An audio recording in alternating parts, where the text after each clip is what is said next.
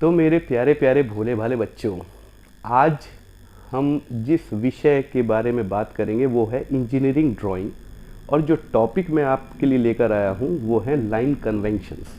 Line convention मतलब रूढ़ियाँ, मतलब जो पूरे विश्व में ड्राइंग की लाइंस को बनाने के तरीके हैं उनको हम कन्वेंशंस कहते हैं, जैसे बनाई जाती है वो लाइंस। अब क्योंकि आपने पिछले इंजीनियरिंग ड्राइंग के वीडियोस में ये जान लिया कि हमारे पास लाइंस और टेक्स्ट के अलावा कुछ भी नहीं है, हम रंग नहीं करते, हम शेड नहीं करते, तो हमने लाइन को अलग अलग तरीके से बनाना शुरू कर दिया और उनके अलग अलग मतलब कन्वेंशनली हमने मान लिए कि ये इसके मतलब हैं।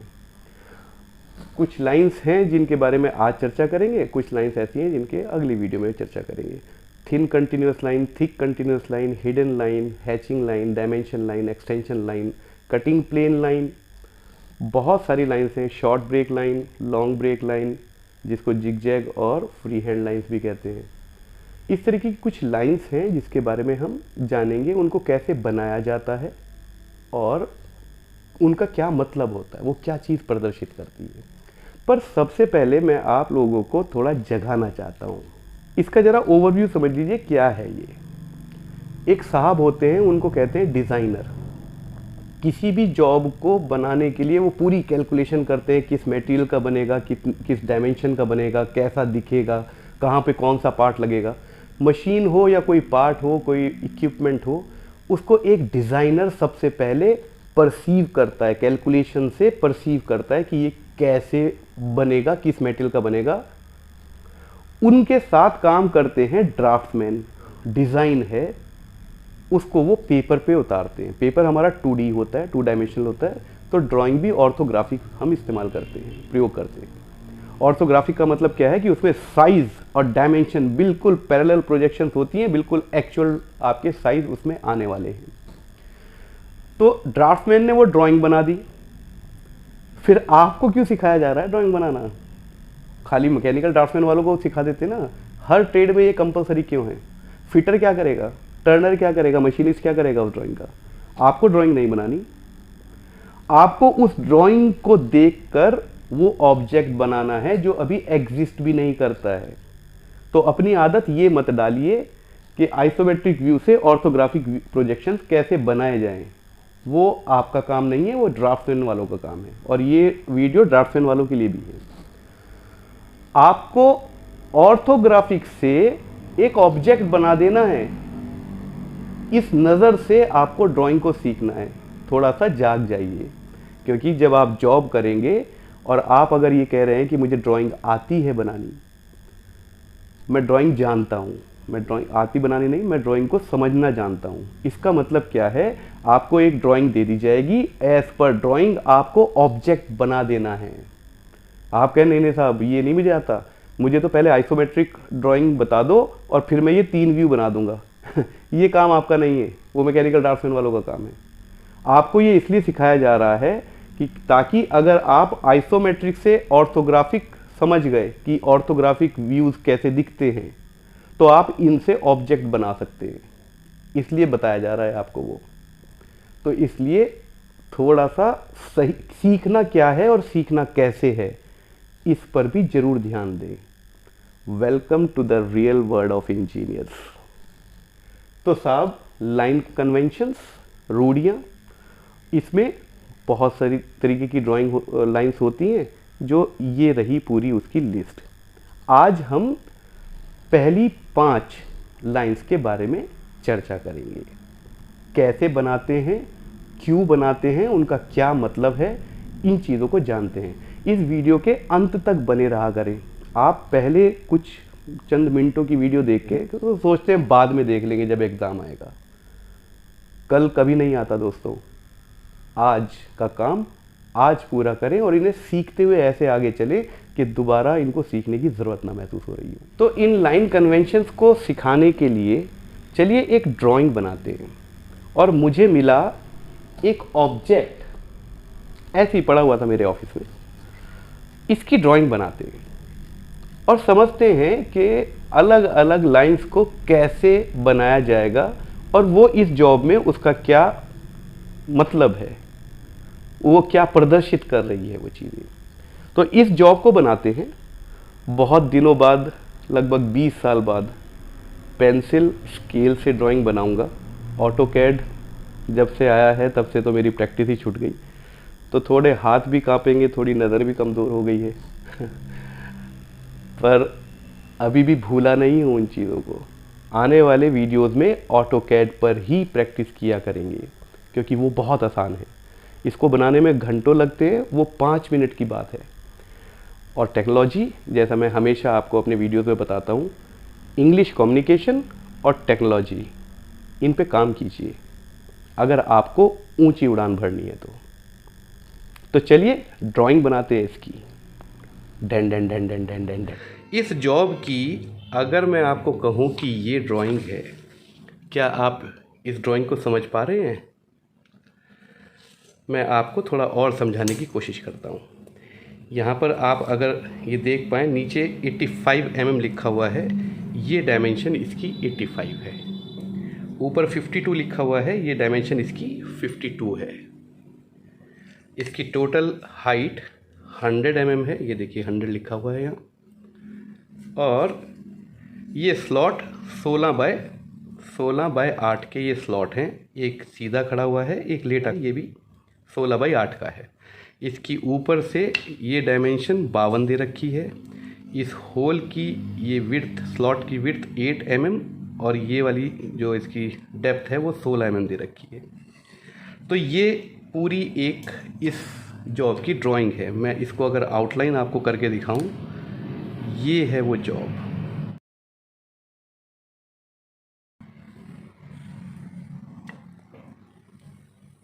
ये वो जॉब है और इसमें ये 2 स्लॉट बने हुए हैं यहाँ पर, ये वाले स्लॉट। फिर भी मैं ये मानता हूँ कि आप लोगों को कन्फ्यूजन हो रहा होगा, क्योंकि जब हमें ये जॉब बनाना होगा तो हमारे पास सिर्फ ये ड्राइंग होगी, ये ऑब्जेक्ट तो हमें बनाना है। सो आज इस जॉब की ड्राइंग बनाने की कोशिश करेंगे। और आप ये भी देख पाएंगे यहाँ पर अलग अलग तरीके की लाइंस हैं। जैसे ये वाली जो लाइन है, ये एक बड़ा डैश, एक छोटा डैश, एक बड़ा डैश, एक छोटा डैश, ऐसे बनी हुई है। इसको हम सेंटर लाइन कहते हैं। ये जो बाहर बाहर की इस ऑब्जेक्ट की किनारे हैं, इसको हम ऑब्जेक्ट लाइन कहेंगे, विजिबल लाइन कहेंगे। इसके अलावा यहाँ पर आपको एक और लाइन दिखाई दे रही होगी, dash dash dash dash dash dash, बराबर बराबर इक्वल डिस्टेंस पे डैश है। इसको हम हिडन लाइन बोलते हैं। ये हिडन लाइन क्या है? ये इस किनारे को प्रदर्शित कर रही है, ये वाला किनारा, जो ऊपर का ये वाला किनारा है, क्योंकि ये इस वाले व्यू में ये किनारा पीछे छुपा हुआ है। तो इसकी ड्राइंग बनाने की कोशिश करते हैं आज, और उस ड्राइंग को बनाते बनाते हम लाइन कन्वेंशंस को समझेंगे कि अलग अलग लाइन क्या चीज़ प्रदर्शित करती है। तो शुरू करें दोस्तों। तो सबसे पहले, अच्छा आपको मैं शुरुआत में एक चीज़ बता दूं, ड्राइंग बनाते समय जब तक पूरी ड्राइंग फाइनल ना हो जाए, आप बहुत पतली और हल्की लाइनें खींचेंगे, जिसको कहते हैं continuous thin line. Construction line होती है। सबसे पहले हम कंस्ट्रक्शन लाइन बनाते हैं। वो कंस्ट्रक्शन लाइन क्या होती है? सबसे पहले मान लीजिए मैं एक रेफरेंस लाइन बना देता हूँ। ये मेरी, आप देख पा रहे हैं कि ये मैंने एक बहुत ही पतली और कंटिन्यूअस लाइन खींची है, ये मेरी रेफरेंस लाइन है। और अब इस लाइन के ऊपर मैं सबसे पहले बनाऊंगा सेंटर लाइन। जब भी आप कोई जॉब बनाएंगे जो सिमेट्रिकल होगा, उसको आप सेंटर लाइन के दोनों तरफ बनाएंगे। तो मैं अभी कहीं भी, वही मेरा सेंटर हो जाएगा, और मैं एक इसके परपेंडिकुलर मतलब लंबवत, ये भी मैं बहुत हल्की लाइन खींचूंगा। ये मेरी सेंटर लाइन है, ठीक है। अब इस सेंटर लाइन को, जैसा मैंने आपको बताया था कि ये एक बड़ा डैश और एक छोटा डैश बनती है, तो इस सेंटर लाइन को बाद में मैं छोटा और बड़ा डैश, अभी इसीलिए मैंने इसको पतली और हल्की बनाया है, क्योंकि इसको बाद में मुझे सेंटर लाइन बनाना है। फ़िलहाल मैं कंस्ट्रक्शन लाइन के तौर पे इसको देख रहा हूँ। अब मुझे अगली चीज़ क्या बनानी है? ये 85, ये किनारा 85 है। 85 का आधा कितना होता है? 42.5, मैं यहाँ पर 42.5 पे एक निशान ये लगा देता हूँ और एक निशान मैं 85 पे ये लगा देता हूँ। ठीक है, ये मेरे पास 2 पॉइंट आ गए। अब 100 mm ऊपर, 100 mm ऊपर इसका किनारा आएगा, ये मेरा जॉब ख़त्म हो जाता है यहाँ पर। तो यहाँ पर भी मैं एक कंस्ट्रक्शन लाइन खींच दूँगा। ये मेरी सब कंस्ट्रक्शन लाइन है बच्चों। अभी बहुत हल्की हल्की ये ड्राइंग बना रहा हूँ, बाद में इसको फाइनल करेंगे। और इस लाइन को मैं दोनों तरफ एक्सटेंड कर लेता हूँ। अभी मैं नाप नहीं रहा हूँ, अभी मैं सिर्फ कंस्ट्रक्शन लाइन बना रहा हूँ। मैंने अब तक क्या बनाया है कि इस बीच में मेरा ये जॉब आने वाला है ऐसे। ठीक है, अब ऊपर का जो किनारा है, नीचे का तो मैंने 85 मान लिया, ऊपर मुझे मालूम है ये 52 है। अभी मैंने जो आपको ड्राइंग दिखाई थी उसमें ये 52 है। 52 का आधा कितना होता है? 26। तो 26 पे मैं ये लगा के एक पॉइंट मेरे पास ये आया है और दूसरा मेरे पास 52 पे आएगा। तो ये दोनों पॉइंट मेरे पास आ गए। इसके बाद ये मेरा कितना है? 20 mm, 20 mm ऊंचा। 20 mm पे मैं एक लाइन और मारता हूँ, रेफरेंस लाइन। ये 20 mm पे एक और मेरी रेफरेंस लाइन आ गई। ये सब लाइनें बहुत हल्की और बारीक बनेंगी। ठीक है, और ऑटोकैड पे काम करने के बाद ये सब आदतें अब ख़त्म हो गई हैं मेरी। मैं बिगड़ गया हूँ दोस्तों, बच्चों में बिगड़ गया हूँ। ओके, और इसी तरह यहाँ पर ये एक परपेंडिकुलर लाइन खींचनी है जो ऊपर जा रहा है ये किनारा। और मैं फिर एक बार बता दूँ, ये सब कंस्ट्रक्शन लाइन है और इनको बहुत हल्की बनानी होती हैं। ये मेरा एक आउटलाइन तैयार हुई है। अभी सिर्फ मैंने कंस्ट्रक्शन लाइन से इसका एक खाका तैयार करा है। अब मुझे बनाने हैं ये स्लॉट। ये स्लॉट कहाँ है? इसका किनारा ऊपर से 25 mm नीचे है और ये 16 mm डीप है और 8 mm ये इसकी विड्थ है। ठीक है, तो मैं क्या करूँगा, इस किनारे से 25 mm नीचे एक निशान लगाऊंगा और इस पर 8 mm चौड़ा, ये सब अभी हल्की लाइनों से ही बन रहा है। और दूसरा जो हमारा स्लॉट है वो कितना नीचे है? सेंटर लाइन पे है, वो भी 83 mm नीचे है। तो यहाँ से मैं 83 mm नीचे एक पॉइंट ले लेता हूँ। Suppose this is my point on this centre line, और यहाँ पर मैं बना देता हूँ इसका स्लॉट। तो एक मेरा स्लॉट ये बन गया। अच्छा, अभी आप देख रहे हैं इस कंस्ट्रक्शन लाइन में यहाँ पर ये लाइन आने की आवश्यकता नहीं है। अगर ये मैंने गाड़ी बनाई होती तो इसको अब मिटाने में मुझे बहुत तकलीफ़ हो रही होती, मेरा पेपर ख़राब हो जाता, मेरी ड्राइंग गंदी हो जाती। तो इस लाइन को हम यहाँ से हटा सकते हैं फ़िलहाल, क्योंकि अब मेरी इस रेफरेंस लाइन का कोई मतलब नहीं। ये जो एक्स्ट्रा रेफरेंस लाइन जा रही हैं इनको बाद में देख लेंगे कि इसको हटाना ज़रूरी है नहीं है। कोई ऐसी अगर वो बहुत हल्की हैं तो हटाने की ज़रूरत नहीं है। तो मेरा ये जॉब की एक एज़ पर डायमेंशन ये जॉब तैयार हो गया। ये सारी जो ड्राइंग इस समय लाइंस दिखाई दे रही हैं आपको, ये हैं thin continuous line. In line का प्रयोग कंस्ट्रक्शन लाइन के लिए, क्योंकि हमने एक खाका तैयार करा था, उसके बाद हमने उस जॉब की आउटलाइन एक हमारे पास आ गई है। अभी हमने जॉब की आउटलाइन नहीं बनाई है। इसके अलावा जितनी भी एक्सटेंशन लाइन है जो डायमेंशन देने के लिए इस्तेमाल होती हैं, या आपकी जितनी हैचिंग लाइन है, वो सब थिन कंटिन्यूस लाइन से बनेंगी। तो अभी भी कन्फ्यूजन ये हो रहा है कि ये जॉब है कैसा, कहाँ का। तो जॉब के जितने भी किनारे हैं, जितने भी विजिबल किनारे हैं जॉब के, उनको हम थिक कर देते हैं, उनको कहते हैं थिक कंटिन्यूस लाइन। तो अब हम इस जॉब को थिक करने वाले हैं, इसके जॉब के किनारों को। अब देखिए आप, अब ये ऑब्जेक्ट आपको डार्क में जो दिखाई दे रहा है वो बिल्कुल अलग से दिखाई दे रहा है। अगर ये कंस्ट्रक्शन लाइन नहीं भी मिटाई तब भी वो हमें बहुत ज़्यादा परेशान नहीं कर रही हैं। हमें जॉब दिखाई दे रहा है, हमारा जॉब कौन सा है। तो जॉब की जितनी भी आउटलाइन होती हैं, जो भी उसके विजिबल किनारे होते हैं, उन सबको हम थिक कर देते हैं। उसको कहते हैं थिक कंटिन्यूस लाइन। अब आपको दो लाइनें समझ में आ गई। पहली है थिन कंटिन्यूस लाइन और दूसरी है thick continuous line. Thick continuous line job की आउटलाइन होती है और वो होते हैं आपके विजिबल किनारे। अब बात कर लेते हैं इस सेंटर लाइन की। ये सेंटर लाइन जो है, ये इस जॉब की भी सेंटर लाइन है और इन स्लॉट की भी सेंटर लाइन है। सेंटर लाइन को ड्रॉ करने के लिए हम किस तरीके की लाइन का प्रयोग करते हैं?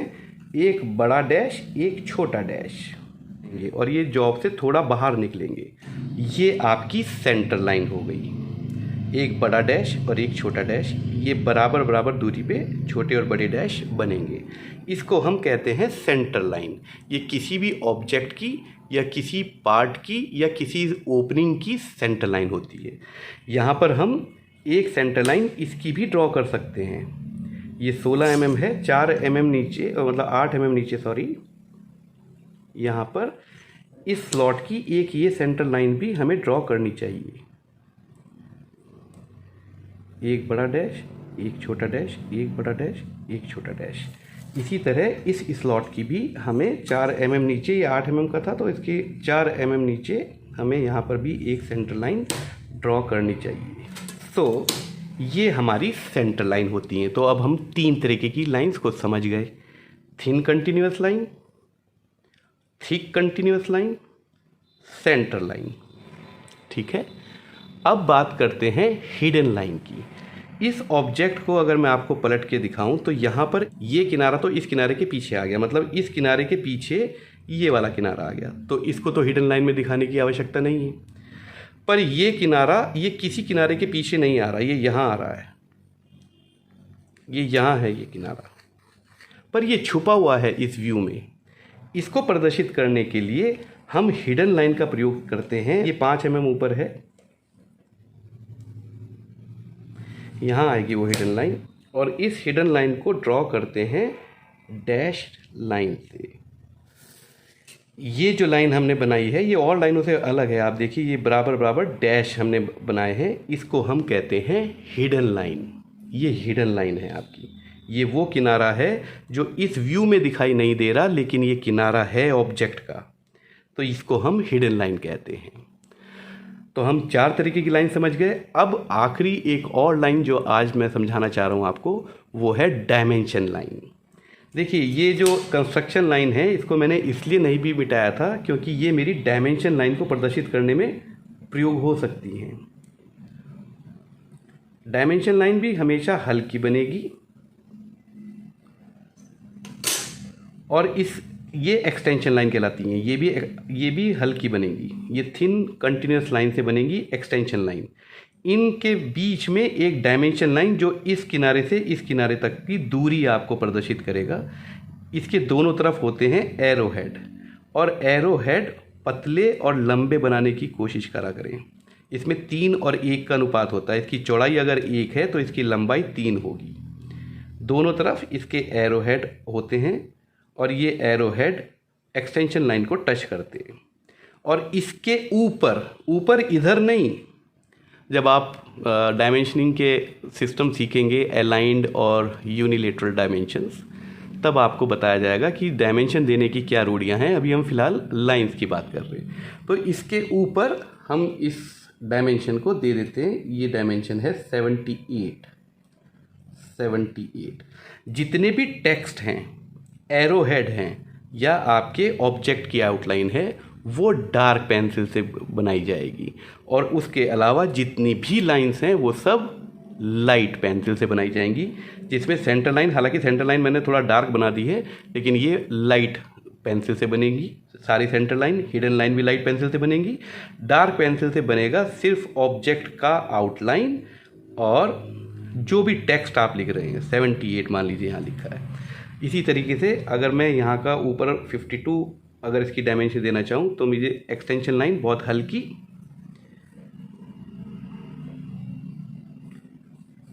और ये जितनी हल्की बनती हैं उतनी ही खूबसूरत लगती हैं। आप ये ना सोचना कि अरे ये तो दिखाई नहीं देगी, ये जितनी हल्की बनेगी उतना ही आपकी ड्राइंग सुंदर लगेगी।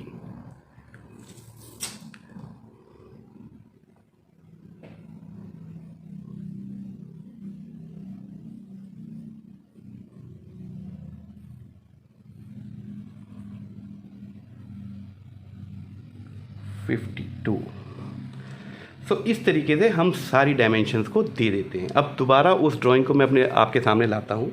ये है वो ड्राइंग।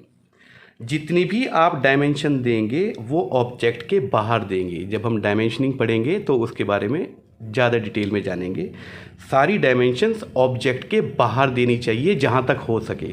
कोई डायमेंशन एक दूसरे को काटेगी नहीं। ऐसा नहीं हो सकता कि ये 8 आप ऊपर ले जाके यहाँ लिखें। जो छोटी डायमेंशन है वो पहले लिखी जाएंगी, बड़ी डायमेंशन बाद में लिखी जाएंगी। कोई भी डायमेंशन लाइन दूसरी डायमेंशन लाइन को नहीं काटेगी और सारी डायमेंशंस ऑब्जेक्ट के बाहर लिखी जाएगी। थिन कंटिन्यूअस लाइन, ये सब थिन कंटिन्यूअस लाइन है। थिक कंटिन्यूअस लाइन जो ऑब्जेक्ट का किनारा होता है, विजिबल किनारा, वो थिक कंटिन्यूअस लाइन में होता है। हिडन लाइन जो उस व्यू में कोई किनारा छुपा हुआ है उसको हिडन लाइन ऐसे प्रदर्शित करते हैं। और सेंटर लाइन, इसके अलावा डायमेंशन लाइन। हमने 5 लाइनों को आज समझा। मेरे प्यारे प्यारे भोले भाले बच्चों, आपको ये ड्राइंग दी जाएगी जब आप जॉब करेंगे और उम्मीद ये की जाएगी कि आप ये बना देंगे। ऐसे सीखनी है drawing. Thank you for watching this video. Good bye.